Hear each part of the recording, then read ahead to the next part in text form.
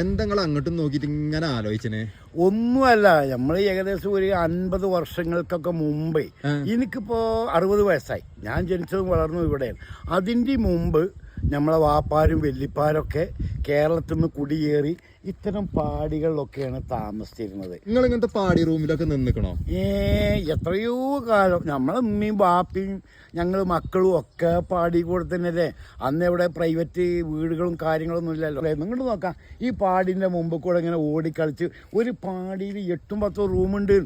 ഈ റൂമിൽ നിന്ന് അങ്ങോട്ടും ആ റൂമിൽ നിന്ന് ഇങ്ങോട്ടും കാക്ക താത്ത ചേച്ചി അമ്മച്ചി എന്നൊക്കെ പറഞ്ഞിട്ടേ ഭയങ്കര സന്തോഷമായിരുന്നു. ഇവിടുന്ന് കൂട്ടാൻ വെച്ചാൽ അങ്ങോട്ട് കൊടുക്കും, അവിടുന്ന് ഇങ്ങോട്ട് കൊടുക്കും. പെരുന്നാൾ, ഓണം, വിഷു ഇതൊക്കെ വരുമ്പോൾ സത്യത്തിൽ അതിനെക്കുറിച്ചൊക്കെ ആലോചിക്കുമ്പോൾ കണ്ണിൽ വെള്ളം നിറയും. ഞങ്ങൾ താമസിക്കുന്ന ഒരു മടിയില്ലാതെ പറയാണ്, നിങ്ങളും ആരെങ്കിലുമൊക്കെ ഇതിൽ ഉണ്ടായിരുന്നുവെങ്കിൽ, ഇങ്ങനത്തെ പാടികൾ താമസിച്ചിട്ടുണ്ടെങ്കിൽ നിങ്ങളുടെ അനുഭവം ഒന്ന് പങ്കുവെക്കുക. ഓക്കെ.